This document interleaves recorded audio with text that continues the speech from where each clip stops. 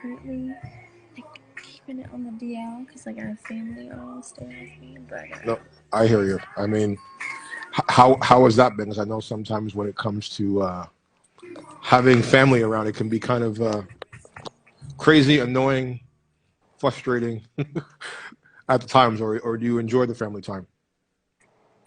yeah, it's been interesting. Like, it's funny how family will bring out your demons. You feel healed, but No, I mean, I think we all, especially now with the COVID situation that people are living in, that it's almost like too much of something is it can be too much to begin with in the first place. Like when you spend, it's almost like when you spend too much time around your loved one. Like you could love them, but you're like, yo, I need my space. And I think that this is why, to me, like this situation is becoming more detrimental to people's health, mental yeah, health, in so many aspects that the triggers. Yes, Melissa, the triggers are so high right now, and I think that people really need to realize that the one thing that we have that we control that nobody can take away from us unless you let them right. is your peace of mind. That's the one thing we have. That's the one thing that is not controlled No, by anybody. yeah, like I totally agree. Like I think it's like you have to have a sense of self to guide you through anything in life, but like especially like you know, family and just like trauma with growing up, because Hmm. that bleeds into uh, your career. Like Hmm. you absolutely have to have some sort of healing. You know what I'm saying? Well, I mean, it's like anything. If your mind, I mean, I know from my own personal, because people always like, they look at my career and they always say, "Oh, D, you're so successful, or you're so lucky," or any of that bullshit. And I'm just like, Right. one, luck ain't had shit to do with it. It doesn't. I earned it. Second, it About that. wasn't like it happened overnight. And to me, I don't ever look at my life as being successful. What I do say to people is that my life is progressful.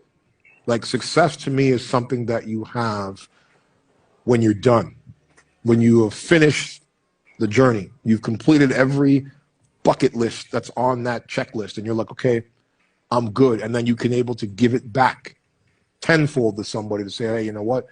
This is what I went through. This is my story. And I think everyone has, their story. But I think people, when you have trauma and you come from, you know, pain, everything is mental. It's a mental game. If you don't heal your mental, the rest of you, and I know that just from myself of going through. Wes, what's up, man? I know if you go through like the situations that I've gone through in my life, and I'm sure you've gone through your own, Mm-hmm. that it's like if your mind's not right, everything else just seems Yeah. lost, and It's you're like and you're it's in. like a fractal. You know what I'm saying? It's literally like everything else. It's like a wave reverberates throughout your life. If your Mm-hmm. mind and your physical isn't right, nothing else in your life is. Truthfully. No, and that's why I tell people number one. But you also everything in life is a choice.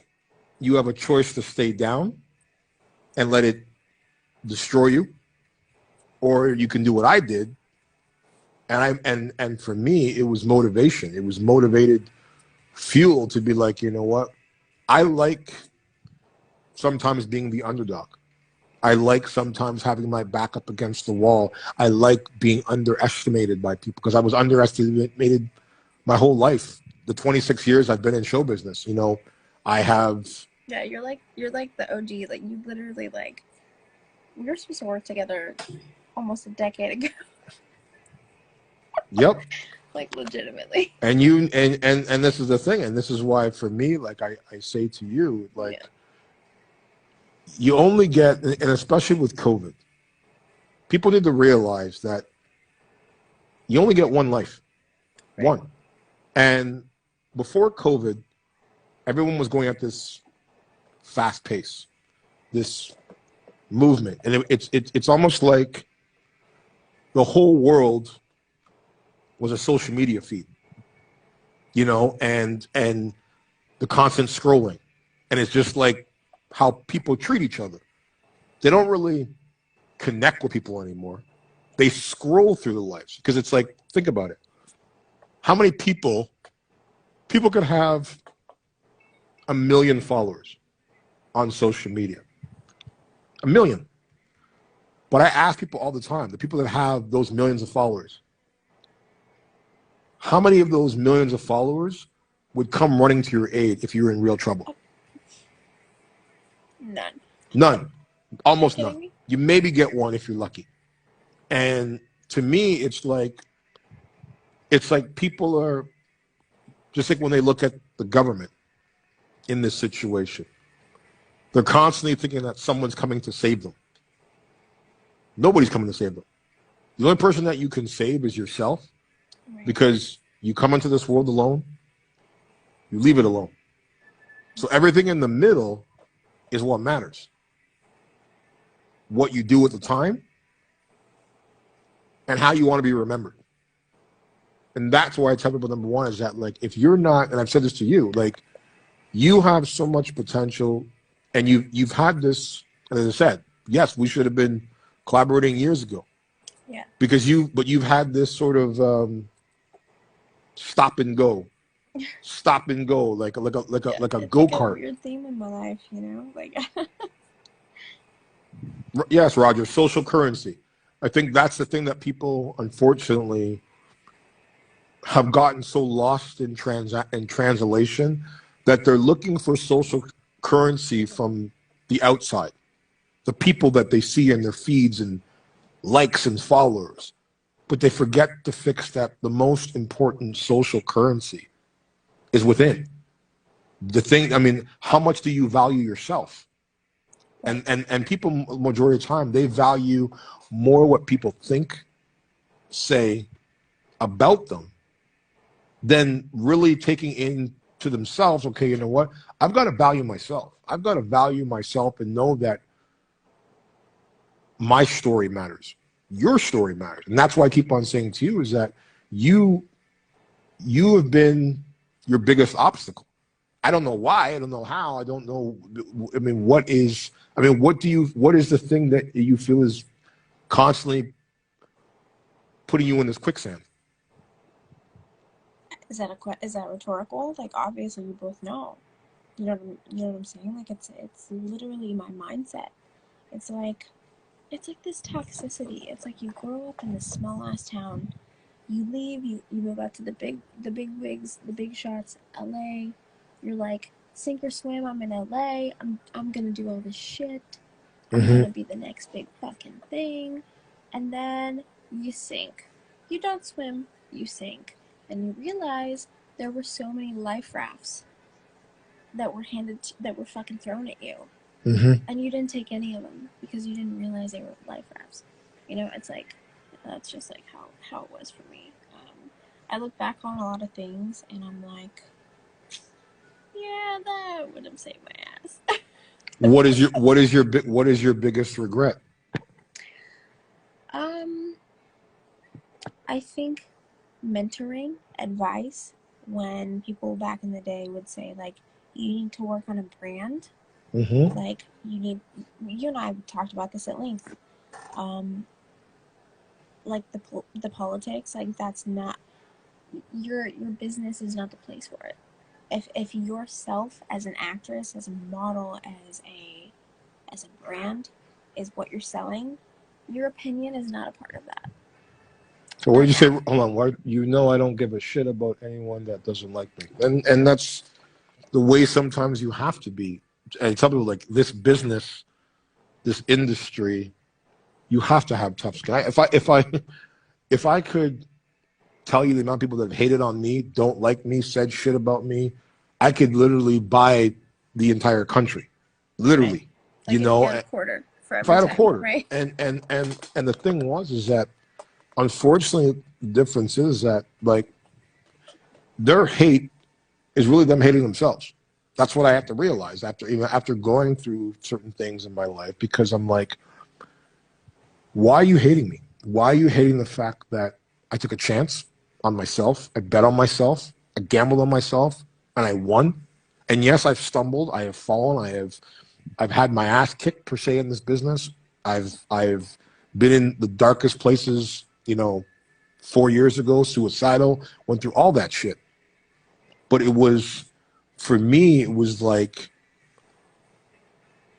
I had to take a step back and really realize what I am doing and why I'm doing it. Our greatest fear is worrying about what others think of us. It's a complete illusion. I agree. And that's the I thing love is that that. I always say we live in a world that's a matrix. None of it's real.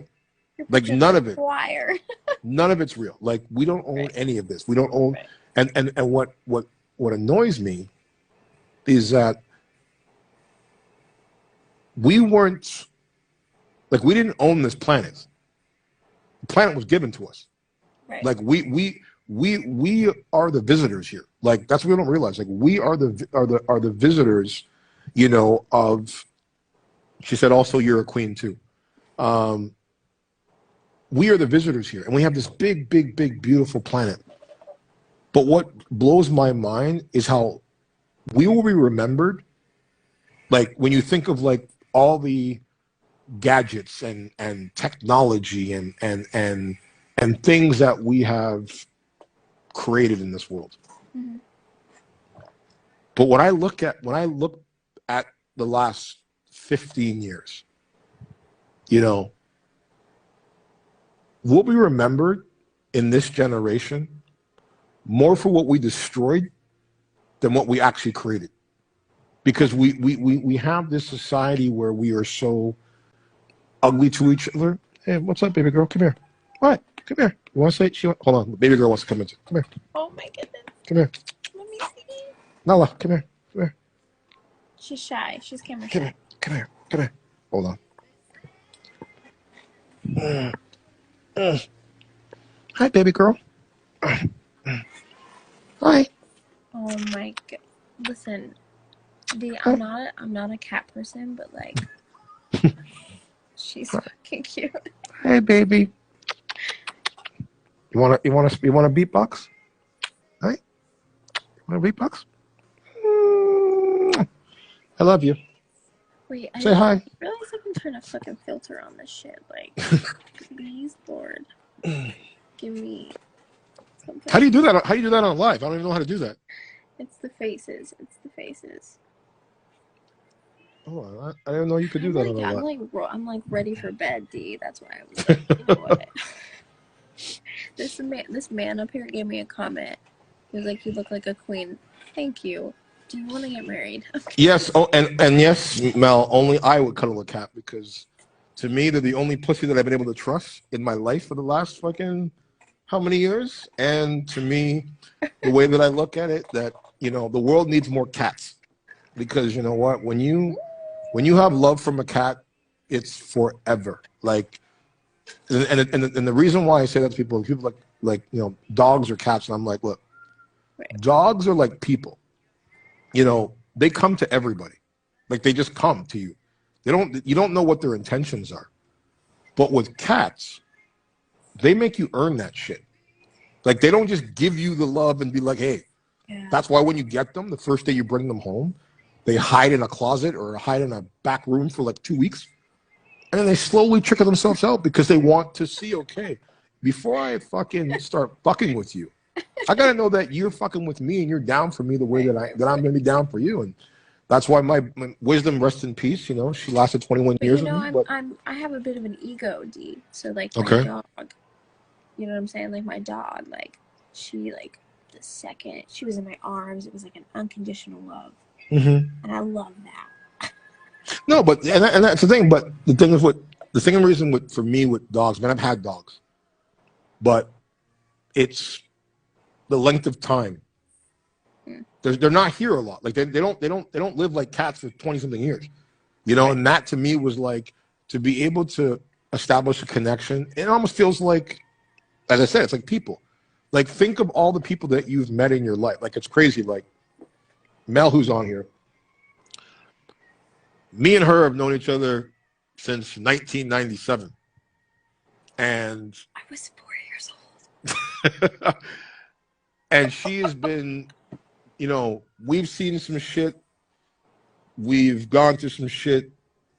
She's seen me at she's seen me at my conception, but the difference is that, like, we lost touch for a few years, but it was like, you know, it's real when you can just pick right back up, like right where you left off, like no time has passed, whatnot. Absolutely. You know, and that to me is where people now in society, they've forgotten that fundamental of what relationships are, because people would rather have social media status relationships than real ones. And that's why, like, for example, like, you know, I don't think it's the fact that when you have had these setbacks and these, you know, as I said, this hot and cold, hot and cold, hot and cold, because you know,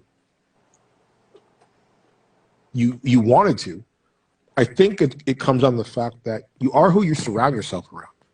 So if you don't have a champion fighting for you, pushing you, like saying to you every day, like, because like to me, like there comes a point, like I'll motivate certain people, but if they don't get their head out of their ass after a certain period of time, but it's gotta be yourself. Like, exactly. You and I had a fucking 3-hour conversation the other night where it was like, you were like, Tiff, you have to like stop like getting in your own fucking way. Like, you have to be your greatest motivator, because nobody's gonna hand this career to you. Nope. You were like, not even me. You know what I'm saying? Like, nobody's gonna do it besides yourself. So get all your fucking ducks in a row, and people will help you once you become easy for them to help. Well, it's the thing, because people don't understand is that, like, everything in life is about the relationships that we build. But if you surround yourself with people that don't want to grow, then you don't grow. And that for me is like, I used to deal with, it's one of the reasons why, like, you think. Yeah. Yeah, like for me, like, you know, where I was living before, when Mel was in the same city as well too, was we were in a really shitty fucking place. Like, I don't even want to mention, I won't even say the name, because it's just, it makes my blood crawl. I mean, but don't get me wrong, I established an OG status there, literally putting the city, you know, because before I got into the Hollywood game, I was in a nightlife game, and I created an entire nightlife for a city, and that had nothing, and, you know, gave some of the most legendary parties and events, and created, you know, an atmosphere for people to come together, create marriages, relationships, friendships, and it was good. But as time went on, you learned, and it prepared me for Hollywood, was that when you give so much to people, you forget about yourself. You forget about that, like, while everyone was growing up and getting older and establishing like friendships and relationships and marriages, Right. my friendships and relationships were my staff, my coworkers. And then when the shit was over, after 20 years in that game, I walked out and said, I'm gonna have all these friends, and I'm now able to hang out with people, and now people have moved on. They've like gotten married, they've gotten kids. I can't see them. And then the rest of the people were like, we don't need you for VIP, we don't need you for drinks, we don't need you for this. Yeah. And they were gone. And but again, it mentally prepared me for the Hollywood game, because you know what you're getting. Moves fast. Like, shit moves so fucking fast. It moves like, very fast. It's like I'm 28 and I'm on dated replaced with younger models. You know? I'm like, Jesus Christ, I'm not like old, But in Hollywood, I'm old. Yeah, but see, but this is the difference is people always use the term, you know, there's an age limit. And I mean, hello, I got the biggest disadvantage being a black man in the industry, you know, Yeah, because we you just do. don't have the opportunities. You do, but So can I you just have, say you're yeah, fucking crushing it. I try. For me, I appreciate that, and for me, all I can do is do what I was meant to be and do Mm-hmm. what I was meant to do, and I try to do it with the best of my ability. Mm-hmm. You know, each day I try to.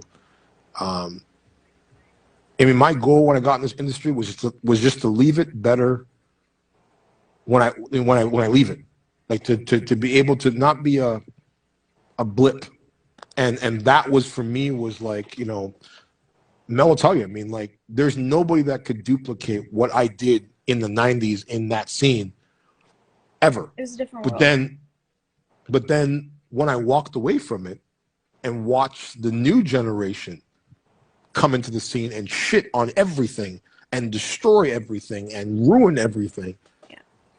I'm not even remembered for it. Like, I mean, unless you're old school and you're old and yeah, but the new generation, they have no clue.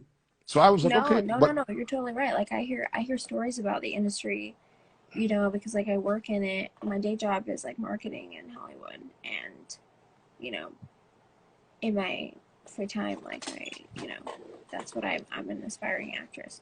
mhm, We don't say that anymore. We say just like you're an actress that gets up at work. We mhm. don't say aspiring anymore. Um, but yeah, like I hear stories and it's like, holy fuck, like that, all that shit, all that effort, all that pizzazz, that passion. We don't have Mhm. that in the industry anymore. That's gone.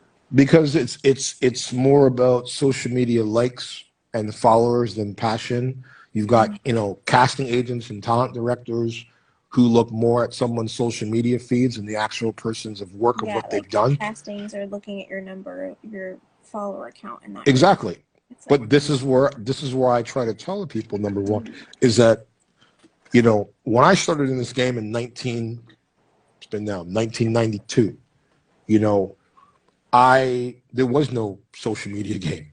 You didn't have access. You like even what we're doing right now. Like you couldn't do this if you wanted to talk to Tom Selleck or whatever. Like you right, had no access. And right. for me, when people sit there and say, okay, like, you know, age and this and that or race or this and that, I'm like, listen, all those things, if you know that they're there, I look at it, it's like when you learn how to drive a car. You had all these obstacles, these pylons, these cones, where if you hit the cone, you fucking took away a point. And then you have to start over again. Right. But if you avoided all the fucking cones, did your parallel parking You and have such like the great thing, analogies. Like you the really do. thing, well, thank you. But the things that are hard, the things, because remember, like who liked parallel parking? Like, I'm fucking sure that was shit was, when you first learned how to drive, I was like, okay, really? Like, how am I getting in this small space and, Right. oh, okay. Oh, let me reverse back. Let me do it again. Okay, you had to do it multiple times, unless you were just one of those people that just got it, you know. But you knew, in order for you to get your license, whatever was checked off of like you didn't do that well, you have to keep doing it until you did it well, and then you passed. Mm-hmm. And the difference was that when you think about when you were 16 and you earned it and you earned that license, you were like, you running the school, you throwing that shit up, and you're like, oh my god, I got my license because you knew you put in the work. The Mm-hmm. problem is now is that people are connected to instant gratification from the wrong people. They're connected to instant gratification from people that don't even know they fucking exist. Like if you look at it this way, and this is the easiest way I tell people, it's like you got all these people on social media who idolize, worship other celebrity figures that are in my business. They got, you know, they're on their pages and their comments and if they say, you know, buy my fucking makeup, Right. they'll run to the store and they'll fucking buy their makeup.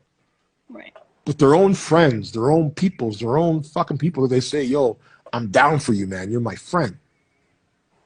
When they start a business, crickets. They ain't fucking helping them. They ain't putting money toward. They ain't doing shit. Yeah. And that's when I had until they're like, you know, someone, until they gain notoriety. Exactly. And then everyone's your friend. Everyone knows. And I went through that. And that's why, like, with certain people, like, I protect my peace now more than ever, because I'm like, yeah, as I said, like, you're on this crystal stuff now. Yeah, exactly. You know, that's what it is. It's like you have to realize that, you know, the certain crystals of life, they're not for everybody. Right. Like, you got to protect those crystals. You got to protect the fact of, like, knowing that not everybody wants to see you win, and that's okay. Very few. That's what I have to. That's what I have to learn. I'm like, if you don't want to see me win, no problem. Doesn't mean I'm not going to root for you. I'm still going to fucking root for you, because for me, I want everybody to win. I want everybody to have a journey, and this is why I say this world. It's such a rare mindset. Like, I'm with you because, like, I legitimately think, like, I saw something a long time ago. It was like Drake. He was like, he was a nobody back in the day. He was like up and coming. You know what I'm saying? And he literally was like, who am I if my friends can't take a piece? Who am I if my friends don't eat at the same table? And that has stuck with me, because it's like, who am I if I have everything but my friends can't afford to be where I'm at? Hold on a second. Mel, put some clothes on and jump into the room. Go on, continue. Yeah. No, I'm just saying, like, it's like, you know, the squad, the fam, like, people. Like, no, and that's the thing. Like, I mean, I look at, like, I mean, when I was younger, I had a squad, I had a crew, I was in a gang, I had all that. I went through so many phases of my life. You know, I went from, you know, of having large circles, but then as I got older, and this is what happens with people in life, is that when you start to grow, and you start to, like, keep going up that ladder chain, you stay focused, because the way this is another analogy that I always try to tell people. Number one, that, like, I view the world like a battlefield, and my friend last night gave me another analogy which really sunk home, was that I view, when I'm on a movie set, like a symphony. Yeah. I used to be a musician myself. So my internet is choppy. Don't mean to keep bouncing in and out. Well, put some clothes on and come in the damn room then. So for me, the way I look at it is that every goal in life is an objective. It's like, you've got to treat yourself like a soldier going into war. You got to treat the industry like you're a soldier going into war, because it's war. It's literally a craft. It's like, but it's more than that. It's a craft, but it's a fucking, like, it's a brutal ass lifestyle. It's literally nothing shy of military training. Like, you do this shit for life. You know what I'm saying? Like, you want to be the best in the business. Do you know how fucking harsh the competition in the business is? And it's the question of how bad people want it. And this is the thing, how bad do you want it? Because everybody in the world wants to be the 1% that is booking jobs, like Tom Cruise, fucking Halle Berry, fucking Viola Davis, like all of these fucking actors and actresses that are fucking top tier. But this is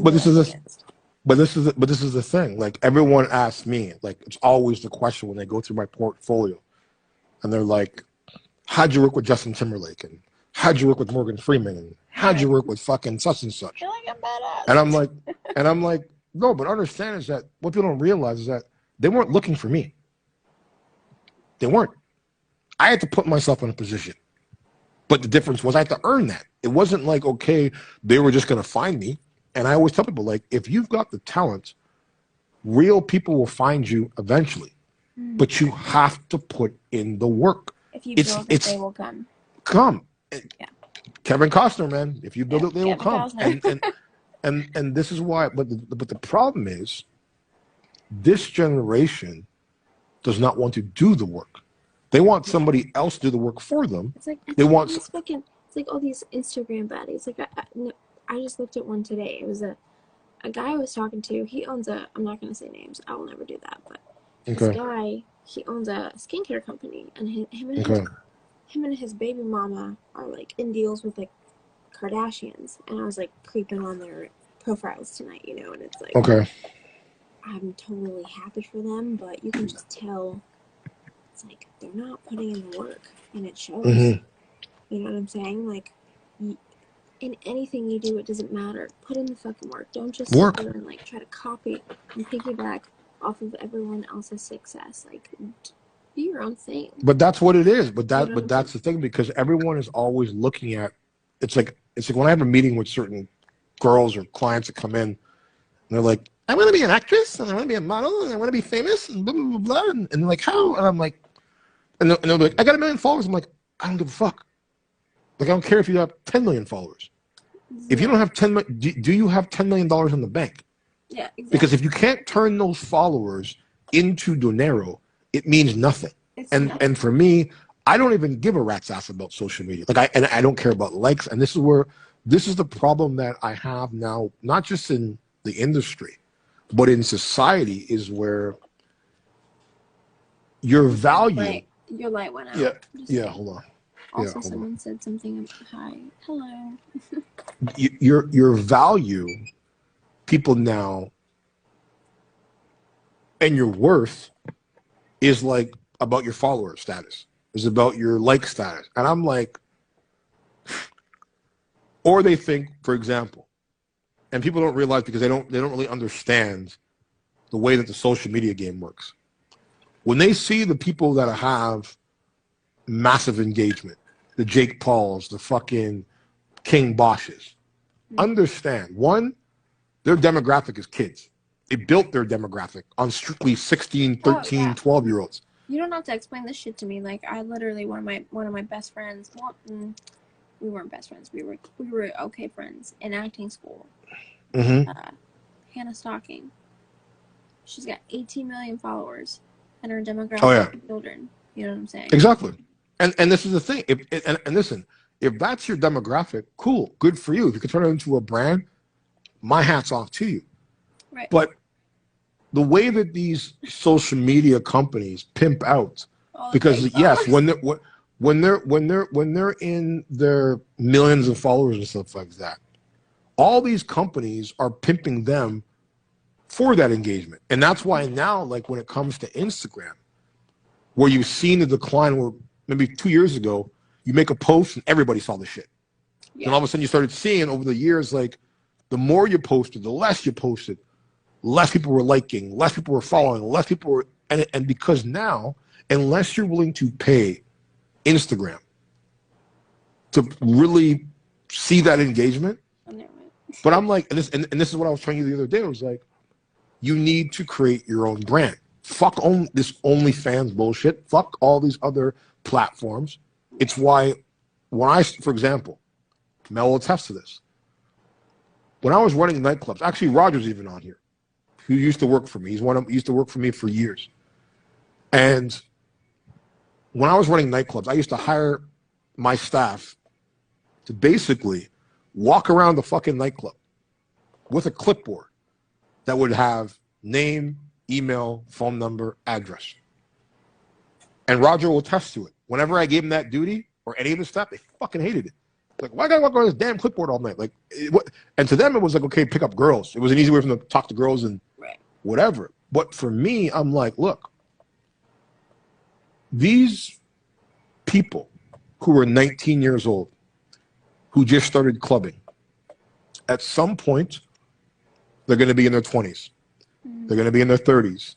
They're going to be in their 40s. They're going to have families. They're going to have businesses. They're going to have kids. And I was the first person doing this. 4,000 people in my club, and I'm literally having girls with clipboards running around, taking names and emails, paying them $50 a night to do it. And no one understood why I was doing this. He posted, I hated that. Even Roger posted, I hated that shit. But again, The reason why I had them do it, because I'm like, look, I knew in my head at some point my company name was Alliance Entertainment. Mm-hmm. When I started it in 93. The year I was born? Yeah. In 93, I had one vision. Alliance is what you have, which is where you find the best people, different genres, different backgrounds, different ethnicities, different skill sets. Yep. I want to put all these people under an umbrella, an alliance. Entertainment, it's a big ass fucking word.